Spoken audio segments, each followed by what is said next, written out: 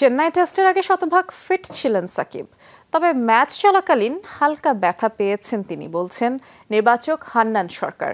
Kanpur test শুরু ২৭ September. এর আগে সাকিবের আঙুলের চোট যাচাই করা হবে, তবে কেবল ব্যাটার সাকিবও খেলতে পারে ম্যাচ, সেই ইঙ্গিত দিয়েছেন হান্নান। চেন্নাই থেকে সহকর্মী হাসিনুর রহমানের রিপোর্ট। সাকিবের হাতের একটা ব্যথা নিয়ে বেশ আলোচনা হচ্ছে।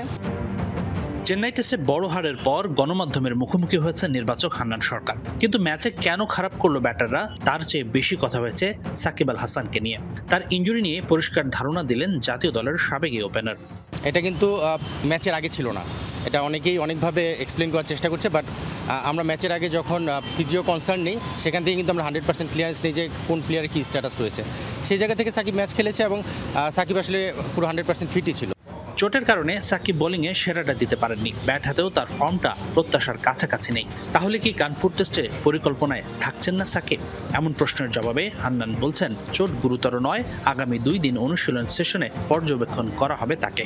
তবে বোলিংয়ের জন্য ফিট না হলেই যে বাদ পড়ছেন সাকিব তাও নয়, কারণ চেন্নাই টেস্টে তার ব্যাটিংটা মনে ধরেছে টিম ম্যানেজমেন্টের। অলরাউন্ডার হলেও সে যদি ব্যাটিং ভালো করে সে ব্যাটসম্যান হিসেবে খেলতে পারে, সে যদি শুধু বোলিং ভালো করে সে বলার হিসেবে খেলতে পারে। এখানে যেভাবে ও খেলছে গত 2টা ইনিংসে আমার কাছে সেটা দেখে মনেই হয়নি কোথায় কোনো সমস্যা আছে বলে। বিকজ আপনি দেখবেন পেস বোলিং যেভাবে হ্যান্ডেল করেছে, স্পিন যেভাবে হ্যান্ডেল করেছে, প্রিভিয়াসলি হয়তো সে যেভাবে স্ট্রাগল করছিল, এই 2টা ইনিংস দেখে কিন্তু একদমই সেটা মনে হয়নি।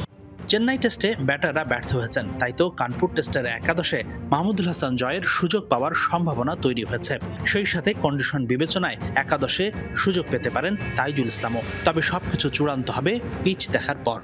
এটা নিশ্চিত করে বলাই যায় চেন্নাই টেস্টে অনেকগুলো ভুল করেছে বাংলাদেশ, বিশেষ করে ব্যাটিং ডিপার্টমেন্টে।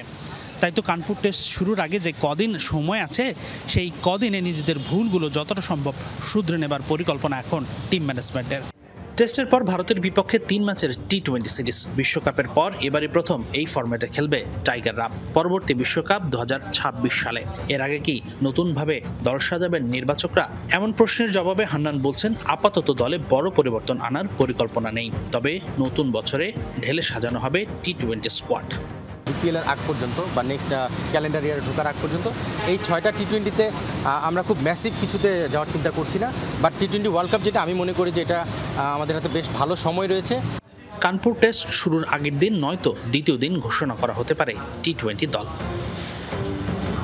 হাসিনুর রহমান, যমুনা স্পোর্টস, চেন্নাই, ভারত।